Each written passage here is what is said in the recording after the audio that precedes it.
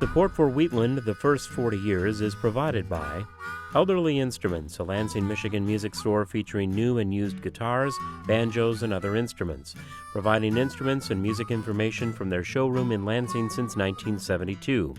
Mail order service is available. Information at elderly.com. Gallup Guitars of Big Rapids, a school of guitar building and repair dedicated to preserving new and vintage stringed instruments, training craftsmen for the future of the trade, and building a line of handcrafted guitars. Information at gallupguitars.com.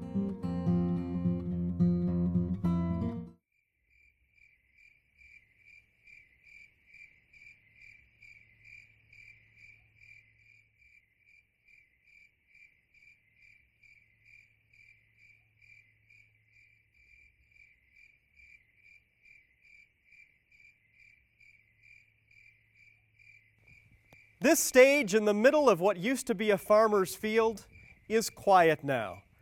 40 years ago, you would have heard the sounds of tractors, the hustle and bustle of a working farm. But that has all changed. Over the past 40 years, this stage, this field, now has the sounds of music, the pageantry of dance, and the event that we know as Wheatland.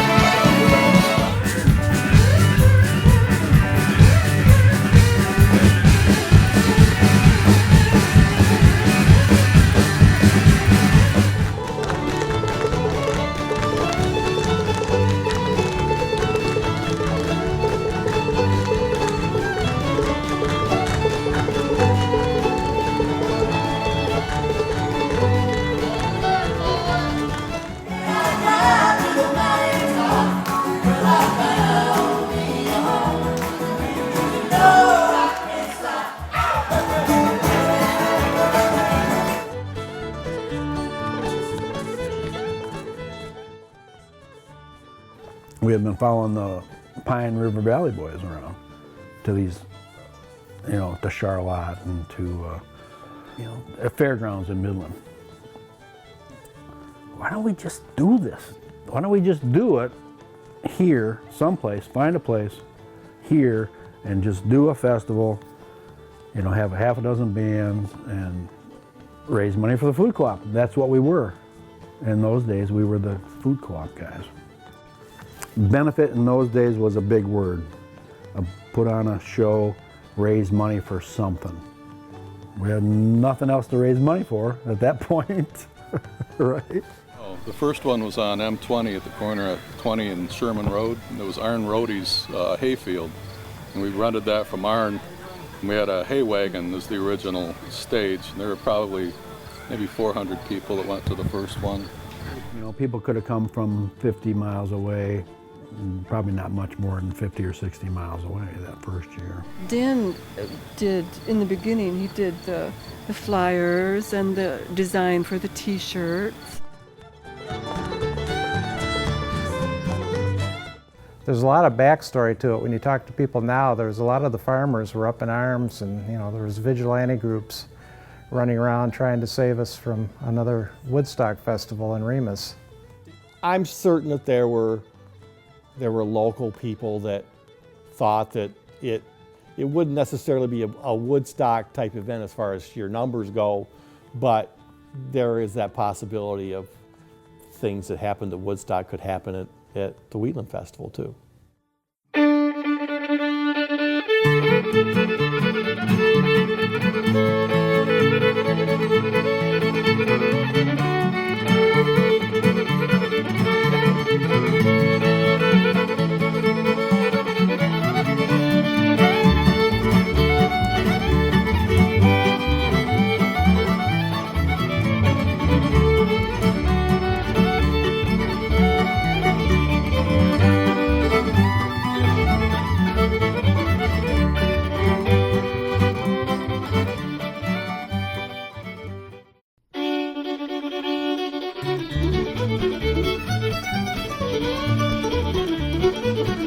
Mark Wernette was the postmaster in Remus at the time, and his some of his children were involved in the first one. And he said, well, come out and have it at my farm next year. I don't care. So there's a bit of a relationship. You know, one of the friendliest guys in town. If you're the postmaster in town, everybody knows you, you know. Mark was probably the most liberal guy in Remus. He was probably the only Democrat in Remus. And they're just open, welcoming people. That's just the way they were. As it turned out, it was probably the best thing that ever happened to Mark and Gladys, because in their retirement years, they had all these interesting people coming out to their farm, made all kinds of friends, and had a really interesting life after they retired. Mark and his brother-in-law planted all these jack pine trees back here during the Great Depression as for soil erosion control, and there was this natural nook right here. And so we just set the stage up here. Again, it was a hay wagon the first couple of years up in this corner, and then it was back by the trees, and it's kind of a beautiful spot. And if you're on stage, you're looking out across the fields and, you know, the hills to the north. It's a beautiful view. So it was just a natural place to have the festival here. Well, we had the whole farm to use. It's a 160-acre farm, and at the time they were still farming alfalfa out here. So that had to be cut at a certain time before, you know, the festival could happen. And Mark was always into it. Mark was always the hardest worker. He made everybody work out here clearing brush and doing what needed to be done. And Gladys was probably a little bit nervous about it for quite a while.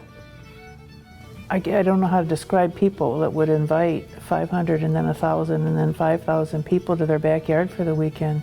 They were just so open and caring and dedicated and cooperative. They're just magic.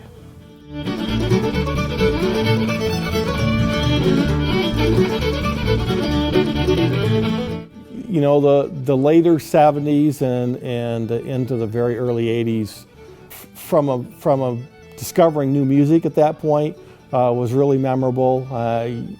You know, at that point, we had the Highwood String Band, we had the Hot Mud Family, we had the Red Clay Ramblers.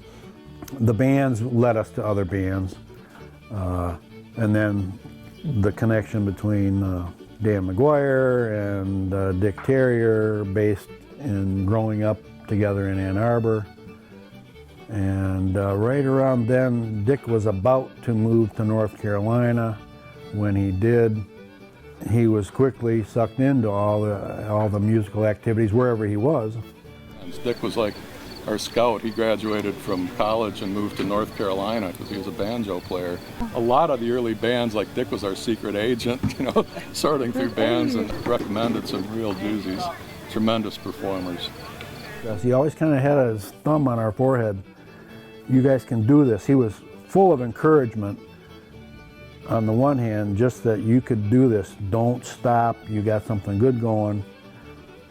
Keep it up. At the same time, he was leaning on us to foster a little bit of an awareness for old-time music as opposed to bluegrass music. Shortly thereafter, we introduced our audience to Beausoliel, which was, as still today, one of the real ambassadors of Cajun music from Louisiana. A little request for Mardi Gras, so I feel like y'all people like to Mardi Gras. Everybody likes to mask up, you know. Some people I see over here don't need masks. I never wear a mask, or do I? You're a tomatoes, right?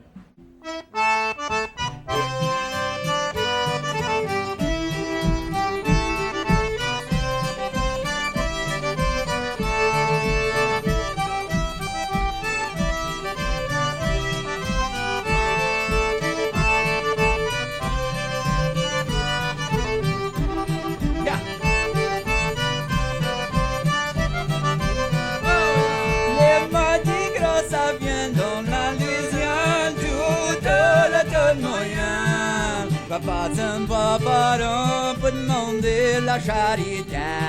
Ça demande un petit poule grasse, des peines maillées, des grattants. Mais capitaine, voyage ton flag, allons aller chez l'autre voisin. On ira, mais tous les soirs, c'est la part de grand-maman. Pour rencontrer les bons amis, manger des gambos, jouer la musique.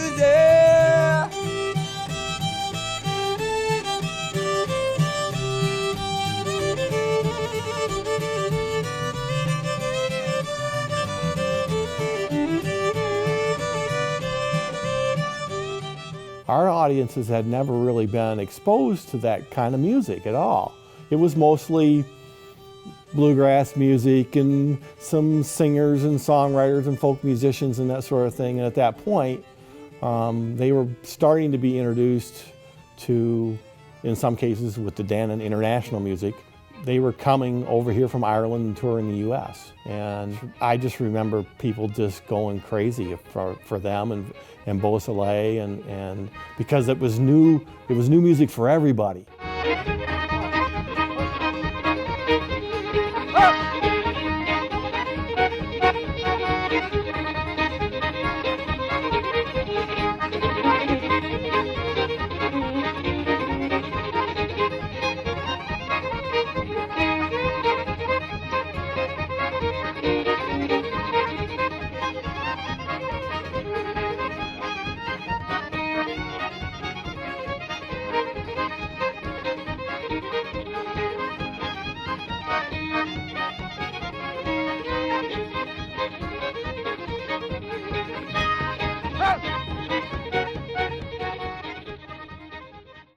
Because of the sort of legacy of people bringing international and national acts to a very small town, you know, where people could get access to them. Like, we didn't have to go to New York or Chicago or even to Detroit to see, you know, international performers. And we have had the real fortunate experience to be introduced to that music ourselves, and then, of course, at the same time, putting it out there to our audience, and they have totally embraced whatever we do, even to this day. I really believe that people come to the Wheatland Festival not so much because of who is coming to play for them. It's just an event, and they have totally put their trust in our hands to put on a good show. They may not know who they're seeing, they just know that it's probably going to be good. My favorites as far as singing harmony would be gospel.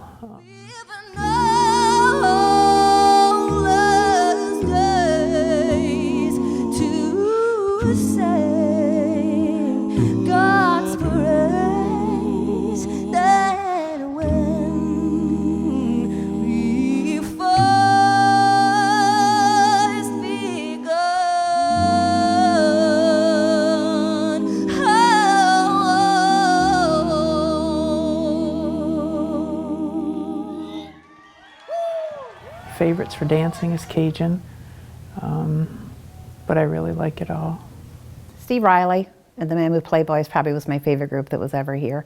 But I also really like the Ducks, and they're coming back this year.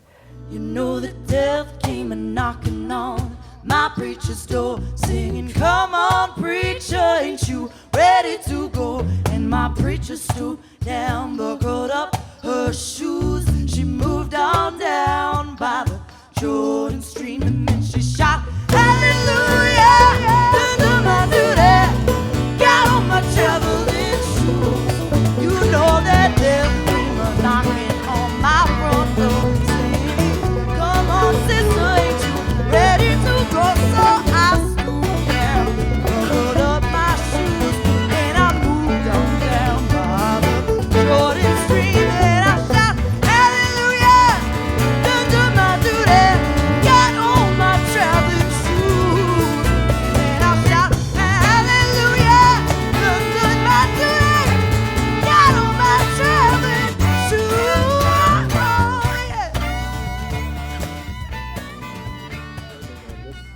yeah. Well, it didn't take very long. I think within the year, I managed to sneak on stage somehow. There's a tradition here at the end of every festival where everyone is sort of welcome. Everyone who's a dancer is welcome to come up and join in. That's the wonderful and sort of magical thing about this environment, is that even though there are performers of incredibly high caliber, people who are aficionados or people who are just enthusiasts are welcome to sort of join in as well. It's a very egalitarian kind of environment creatively.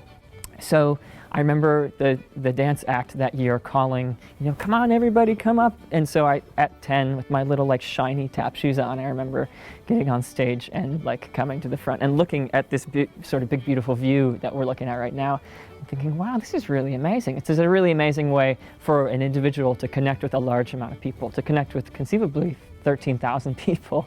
So there was something about that was pretty formative, I think, in some way, and really made me think like, oh, maybe this is something that I could do for a while. There are times when I think, oh, maybe I was born in the wrong, decade or even the wrong sort of century. But I think, yeah, it would have been really cool to have been here sort of at the ground level and to see what happened. I probably would have been in the Costabella Cloggers, which is a group of dancers sort of inspired by some of the dancers that came here.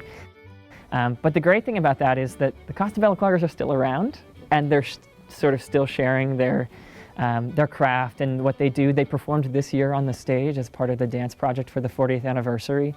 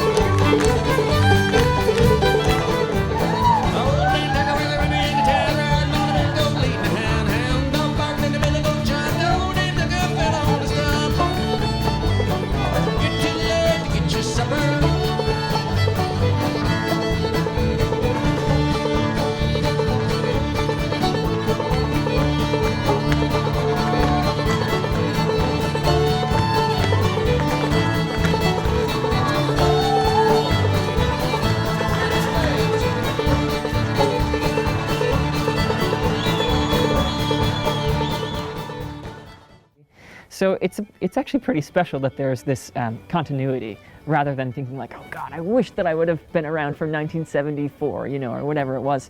I think it's kind of nice now to be here in 2013, 2014, and experiencing what's happening now and all the things that Wheatland is doing.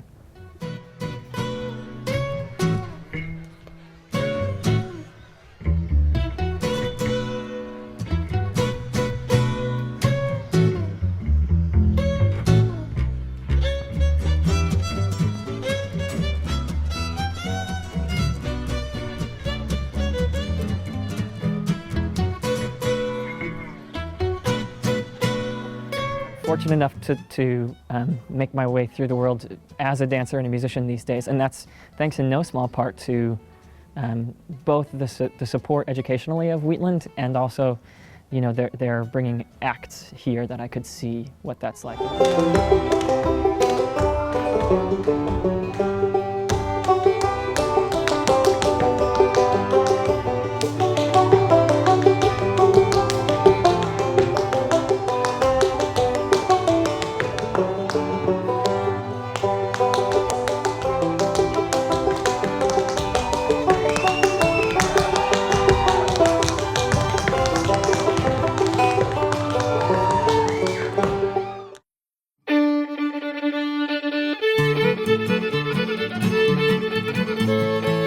Well, you're going to go to the food area and eat a pancake on a stick from the Wheatland Lions. They're pretty well known for those. Check out the arts and crafts area. There are a lot of good artists there. They have wonderful merchandise, jewelry, pottery, fiber, metal arts. You might wander up to Centennial Stage, where there would be band members from different groups together singing different songs.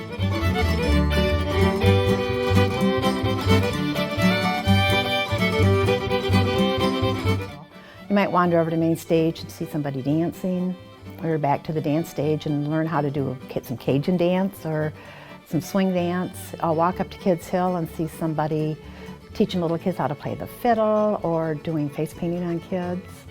You can come back to Middle Ground, and there's henna, there's tie-dye. You can make a head wreath and fit right in with everybody else the rest of the weekend. And you go down to a performer recording and buy the CD from your favorite performer or several favorite performers. Pick up a t-shirt.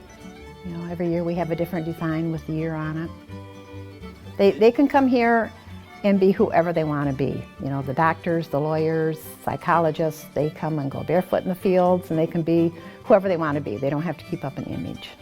It's all about friendships and carrying on the music and enjoying life.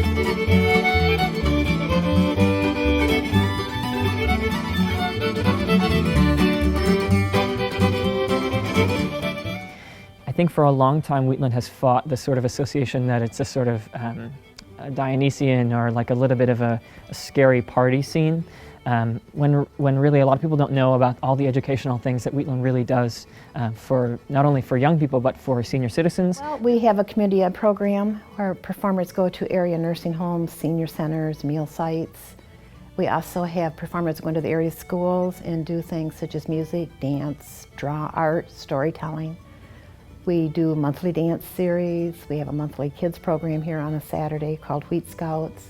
There was a book published a few years ago, a project headed up by the Community Ed Committee, which documented a lot of the folk artisans in this area. And so that's a really other special thing that Wheatland has done. Wheatland has made a point to go around and collect folk material from people in Michigan.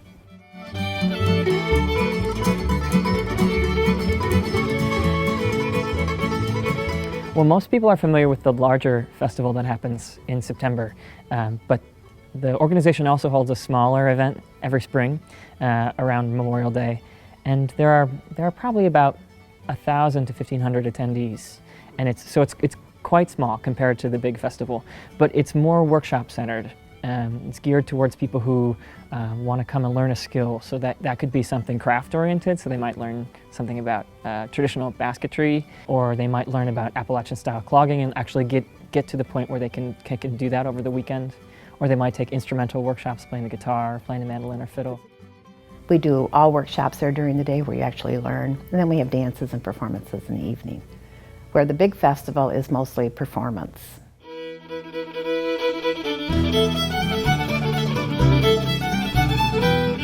I hope in 40 years it's here. I certainly won't probably be here at that point, but I'd like to think we are fostering a new generation of attendees who will then at some point want to come and take the reins, so to speak.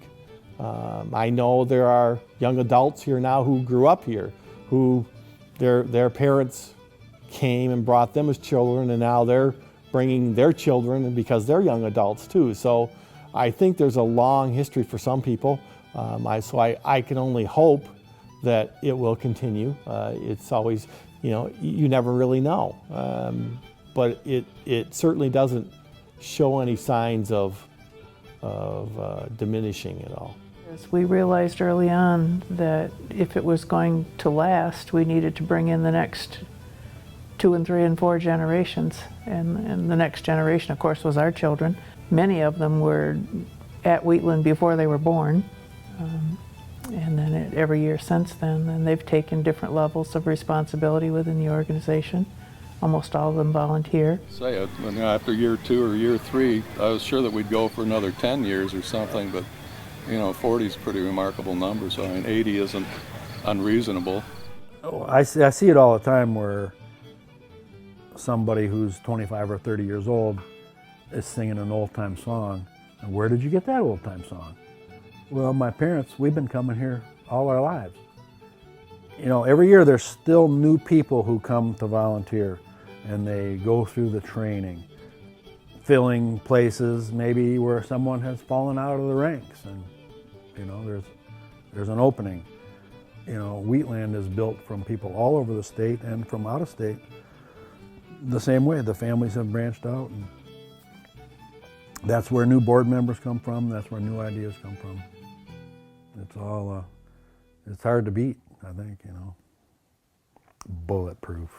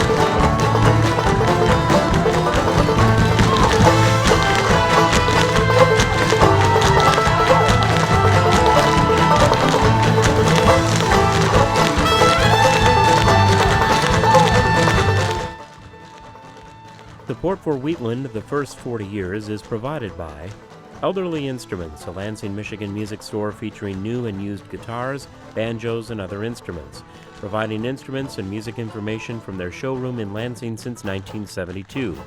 Mail order service is available. Information at elderly.com. Gallup Guitars of Big Rapids, a school of guitar building and repair dedicated to preserving new and vintage stringed instruments, training craftsmen for the future of the trade, and building a line of handcrafted guitars. Information at gallupguitars.com.